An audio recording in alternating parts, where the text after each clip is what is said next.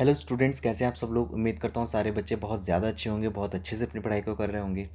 Students, आज के इस सेशन में हम डिस्कस करने वाले हैं attachment order of income tax authorities. Income tax authorities जो होती हैं आपकी, वो एक प्रॉपर्टी को अटैच करने के लिए अपना एक ऑर्डर पास करती हैं।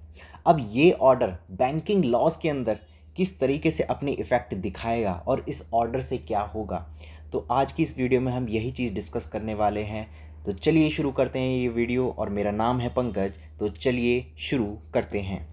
तो स्टार्ट करेंगे इंट्रोडक्शन से। हमारे इंडिया में जो बैंकर्स की सबसे अटमोस्ट फाउंडेशनल ड्यूटी जो कंसिडर होती है वो ये है कि वो अकाउंट से रिलेटेड सारी की सारी इंफॉर्मेशन को सिक्योर्ड करके रखेगा। बट क्या ये ड्यूटी हमेशा परमानेंट होती है? तो इसका आंसर होता है नहीं। ये ड्यूटी आपकी एब्सोल्यूट नेचर की नहीं होती। बैंक ये सर्टेन जो इंफॉर्मेशन होती है इसको वो डिस्क्लोज भी कर सकता है। जब आपके कुछ स्टैट्यूटरी अथॉरिटी बैंक को कंपेल करें और बोलें कि भाई तुम्हें इंफॉर्मेशन हमको देनी ही होगी, तो वहाँ पर बैंक कस्टमर से रिलेटेड सारी की सारी इंफॉर्मेशन हमको दे देता है। एंड वो इंफॉर्मेशन होती है बेसिकली ट्रांजैक्शंस की। वो ट्रांजैक्शन जो एक अकाउंट से दूसरे अकाउंट में कौन सा पैसा कहाँ से लिया गया, कितना पैसा जमा कराया गया, एंड उस पैसे का बाद में कौन कौन से अकाउंट्स में उसका ट्रांसफ़र किया गया। सो ये सारी इन्फॉर्मेशन जब आपकी ये जो पावर होती है वो एक इनकम टैक्स डिपार्टमेंट के अंदर वेस्टेड होती है, जहाँ पर इनकम टैक्स डिपार्टमेंट एक अटैचमेंट का ऑर्डर पास करता है डिफ़ॉल्टर्स के लिए, जिसमें कि वो डिफ़ॉल्टर बैंक से कुछ पैसा लेने के बाद बैंक को वो पैसा वापस नहीं देता है या फिर वो टैक्स नहीं भरता है अपना। सो उस केसेस में बैंक को एक अटैचमेंट का ऑर्डर देती है, जिसमें बैंक उसकी प्रॉपर्टी को क्या कर लेता है, अटैच कर लेता है, मतलब फ्रीज़ कर लेता है। अब फ्रीज़ करने के दौरान कस्टमर ना तो उस प्रॉपर्टी को कहीं बेच सकता है, ना तो उस प्रॉपर्टी को कहीं भी ट्रांसफ़र कर सकता है, या कुछ भी उस प्रॉपर्टी को अपने फुल्ली तरीके से इंजॉयबल नहीं कर सकता। और जो भी इस अटैचमेंट ऑर्डर का फेलियर करता है तो वहाँ पर बैंक भी पर्सनली लायबल हो सकती है और डिफ़ॉल्टर तो लायबल होगा ही होगा। सो ये काफ़ी एक सीरियस इशू भी है, एंड ये इशू आपका अटैचमेंट ऑर्डर से रिलेटेड है। एंड यही अटैचमेंट ऑर्डर आपका एक बैलेंस बना करके रखता है, जहाँ पर बैंकर्स की एक तरफ ऑब्लिगेशंस हैं, जहाँ पर वो कॉन्फिडेंशियलिटी मेंटेन करके चलता है, और दूसरी तरफ बैंकर्स जहाँ पर इंफॉर्मेशन को डिस्क्लोज़ कर रहा है, बट डिस्क्लोज़ कर रहा है under the complement of the income tax authority. तो ये काफ़ी आपका इंटरेस्टिंग सेशन होगा। तो चलिए अब हम डिस्कस करते हैं लीगल बेसिस। तो इनकम टैक्स जो डिपार्टमेंट होता है वो अटैचमेंट ऑर्डर्स को क्या करता है, इशू करता है under the income tax act 1961। इसके कुछ इंपॉर्टेंट प्रोविजंस हैं, जैसे कि सेक्शन नंबर 226 क्लॉज 3, जो कि ऑथराइज़ करता है एक असेसिंग ऑफिसर को कि वो एक नोटिस को क्या कर सकता है, इशू कर सकता है किसी भी पर्सन को, जो कि इंक्लूडिंग बैंक, वो बैंक भी हो सकते हैं, जहाँ पर कुछ सर्टेन पैसा दिया जाएगा असेसी को डिफ़ॉल्ट में, in default requiring that such money be paid directly to the department. तो या तो वो पैसा बैंक को नहीं, अब वो पैसा डायरेक्ट डिपार्टमेंट को दिया जाएगा। So one such notice is serve, तो bank is prohibited from releasing funds to the SSC. Bank अगर एक बार नोटिस सर्व हो जाता है तो बैंक उस एसएससी के सारे फंड को रोक देता है। नेक्स्ट मतलब ये है कि वो उस फंड का कहीं भी इस्तेमाल नहीं कर सकता, ना उस अकाउंट से पैसे निकाल सकता है, ना उस अकाउंट का कोई भी इस्तेमाल वो आगे कंटिन्यू कर सकता है। So any payment made to the income tax department is deemly valid discharge of the bank's डेब्ट टुवर्ड्स द कस्टमर। पेमेंट अगर इनकम टैक्स को दी है तो वो उतनी ही वैलिड मानी जाएगी जितना कि वो कर्जा चुकाने था। Second schedule of income tax act बात करता है कुछ इंपॉर्टेंट रूल्स एंड रेगुलेशंस के बारे में for recovery of the tax dues, including the attachment and sale of immovable and immovable property. Rule 26 of second schedule हमारा बात करता है स्पेसिफिकली, ये एक्चुअल में अलाउ करता है अटैचमेंट ऑफ डेट पहला, दूसरा अटैचमेंट ऑफ शेयर, तीसरा attachment of movable property, but not in the position of assessee. वो असेसी के पोजीशन में नहीं होती है। सो अटैचमेंट ऑर्डर बेसिकली आपका एक फोर्स ऑफ लॉ की तरह मान लिया गया है, जहाँ पर वो ओवरराइड करता है हमारी contractual obligations, contractual relationship between the banker और कस्टमर, जहाँ पर बैंकर के पास एक ड्यूटी होती है और वो ड्यूटी है उसकी इंफॉर्मेशन को सीक्रेट रखने की। सो अभी इसी अटैचमेंट ऑर्डर का अब हम समझने वाले हैं नेचर एंड स्कोप। सो पहला तो इसका ये है कि ये काफ़ी हद तक एक गार्निशी ऑर्डर की तरह काम कर रहा है। किसकी तरह काम कर रहा है? ये गार्निशी ऑर्डर की तरह काम करता है, क्योंकि गार्निशी ऑर्डर कोर्ट के द्वारा दी जाती है। इनकम टैक्स अथॉरिटीज़ यहाँ पर एक अटैचमेंट ऑर्डर पास कर रही है, तो इसका काफ़ी हद तक जो नेचर होगा वो सिविल नेचर के अंदर आएगा एंड ये आपकी स्टैट्यूटरी पावर्स यहाँ पर एक जुडिशियल डिग्री की तरह काम कर जाएगी। तो पहला जो इसके इफेक्ट देखने के लिए हमको मिल सकते हैं वो ये है कि अकाउंट फ्रीज हो जाएगा। दूसरा है विड्रॉल्स प्रिवेंट हो जाएंगे। तीसरा है अटैचमेंट का जो अमाउंट है वो रेमिट हो जाएगा to the income tax department जब भी वो चाहे। नेक्स्ट, अटैचमेंट एक्सटेंड हो सकती है आपकी सेविंग एंड करंट अकाउंट पे।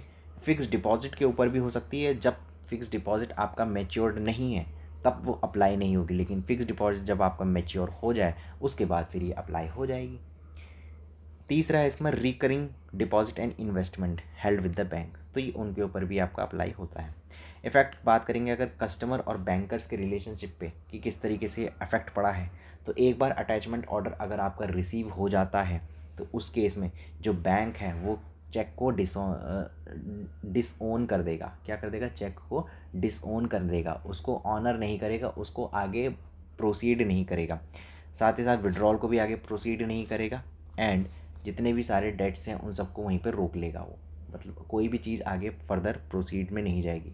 दूसरा है banker is discharge of liability towards the customer once the amount is paid to the tax department. जब भी कस्टमर अपना वो सारा अमाउंट टैक्सेशन डिपार्टमेंट को पे कर देगा तो बैंकर की वहाँ पर जो लाइबिलिटी थी वो अपने आप डिस्चार्ज हो जाएगी। ठीक है, वो अपने आप पूरी ड्यूटी ख़त्म हो जाएगी, मतलब अब उसको बैंक को नहीं, अब उसको इनकम टैक्स को पैसा देना पड़ेगा।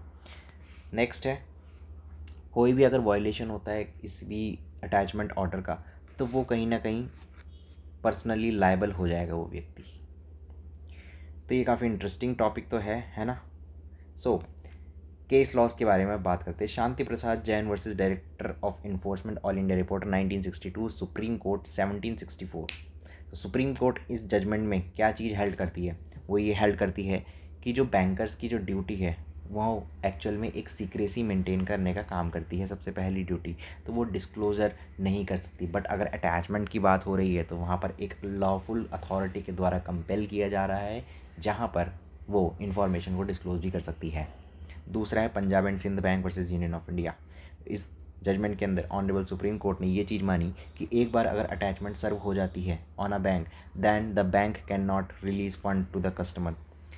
ठीक है, साथ ही साथ इसमें ये भी बोला गया है कि failure to comply may make the bank liable, bank वहाँ पर लायबल हो जाएगा भाई। तीसरा है आपका tax recovery officer versus Gangadhar Vishwanath Ranade.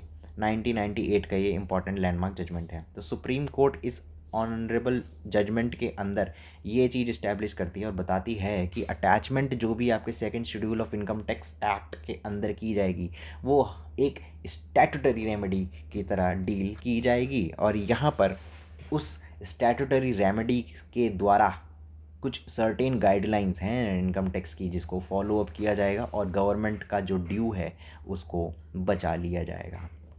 ठीक है, तो अब हम बात करेंगे distinction from garnishee order. Garnishee order से ये कैसे अलग है? गार्निशी ऑर्डर बेसिकली एक एग्जीक्यूशन है सिविल डिग्री का, but attachment order income tax के द्वारा दिया जा रहा है।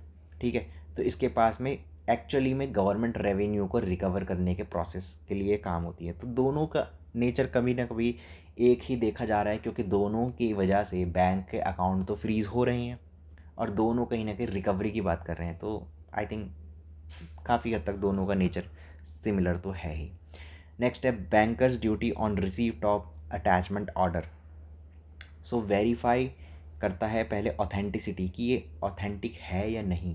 दूसरा अकाउंट फ्रीज करना पड़ेगा, तो अकाउंट फ्रीज करने से पहले ये देखना पड़ेगा कि अकाउंट के अंदर फर्दर कितनी ट्रांजैक्शन हुई थी, कहाँ से ट्रांजैक्शन हुई है, क्या डेबिट हुआ है, क्या क्रेडिट हुआ है, उन सबको वेरिफिकेशन किया जाएगा। तीसरा है रिपोर्ट का कंप्लाइंस और चौथा है आपका मेंटेन कॉन्फिडेंशियलिटी बियॉन्ड स्कोप। जहाँ तक बच सकता है इन्फॉर्मेशन उसको बता दी जाएगी, बट अगर अटैचमेंट की बात है तो वहाँ पर सारी की सारी इन्फॉर्मेशन डिस्क्लोज करी जा सकती है। नेक्स्ट है आपका लिमिटेशंस और एक्सेप्शंस। इसके कुछ अटैचमेंट के एक्सेप्शंस भी होते हैं। सारे फंड जितने भी होते हैं कस्टमर्स के, जो फंड कस्टमर्स की पोजीशन में है, वो सारे अटैचेबल नहीं होते। पहला ये है कि एग्जेम्प्टेड एसेट्स, जैसे कि सेक्शन 60 के अंदर आपका प्रोविडेंट फंड, ग्रेट्युटी, पेंशंस, इनको आप अटैच नहीं कर सकते by the income tax authority. दूसरा है जॉइंट अकाउंट और तीसरा है फिड्यूशरी फंड। नेक्स्ट है हमारे पास इसमें मॉडर्न रिलीवेंस। किस तरीके से हम लोग इस चीज़ को देखते हैं मॉडर्नाइजेशन की तरफ, तो आजकल हम डिजिटल बैंकिंग की तरफ काफ़ी आगे निकल गए हैं, जिसमें गूगल पे, फ़ोन पे, भीम ऐप और न जाने क्या क्या कौन कौन से ऐप हमारे पास में आ गए। सो अब उसके कॉन्टेक्स्ट में अगर अटैचमेंट ऑर्डर निकल जाए तो फिर वो इलेक्ट्रॉनिकली उसको एग्जीक्यूट किया जाएगा, मतलब आपके सारे नेट बैंकिंग को रोक दिया जाएगा। बैंक रिक्वायर करेगी इनकम टैक्स रिकवरी ऑफिसर के साथ में, और एक स्विफ्ट कंप्लाइंस का प्रोसीजर बनाएगी जहां पर income tax authorities net banking को क्लोज करने के लिए ऑर्डर्स दे सकती है। इनकम टैक्स का जो बिज़नेस होता है, जो उसका एप्लीकेशन है, ITBA इसको कहते हैं हम, ये एक प्लेटफॉर्म है जहाँ पर इनेबल करता है कुछ सर्टेन अथॉरिटीज़ को कि वो इलेक्ट्रॉनिक नोटिस भी इशू कर सकती है किसी भी कस्टमर्स को। साथ ही साथ यहाँ पर prevention of money laundering act PMLA और साथ ही साथ बेनामी ट्रांजैक्शंस एक्ट के तहत इनके ऊपर कार्यवाही की जा सकती है। तो देखा जाए तो अटैचमेंट ऑर्डर का कहीं ना कहीं स्कोप तो काफ़ी ज़्यादा बड़ा है, क्यों, सही कहा ना। तो चलिए थोड़ा सा इसको अब रिवीजन भी कर लेते हैं कि तो attachment order of income tax authority एक स्टैट्यूटरी मैकेनिज्म होता है जहाँ पर रिकवरी की जा रही है किसी भी अमाउंट की। अब वो अमाउंट एक डिफ़ॉल्टर का होगा, जो डिफ़ॉल्टर टैक्स नहीं दे रहा, तो काफ़ी नटखट ये आपका डिफ़ॉल्टर रहेगा।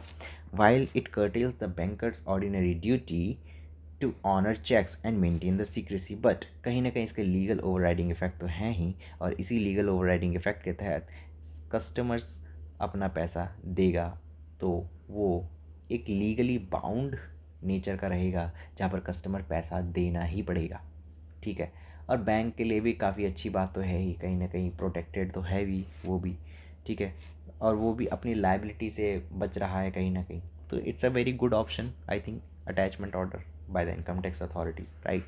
So buying doing so, bank हमेशा एक इंस्ट्रूमेंट की तरह काम करेगा। रेवेन्यू इन्फोर्समेंट जो आपकी इनकम टैक्स अथॉरिटीज़ होती हैं उनके लिए एक फैसिलिटेशन का काम करेगा, जहाँ पर वो सारी चीज़ों को फैसिलिटेट करेगा आगे बढ़ने के लिए, और इंश्योर करेगा कि गवर्नमेंट वो सारा पैसा रिकवर कर पाए और एक बैलेंस बना पाए स्टैट्यूटरी ऑब्लिगेशंस और कस्टमर राइट के बीच में। सो उम्मीद करता हूँ आपको ये सेशन काफ़ी इंटरेस्टिंग लगा होगा। आपको मेरे सभी सेशंस और सभी लेक्चर्स के लिंक मेरे इसी यूट्यूब चैनल पर मिल जाएंगे।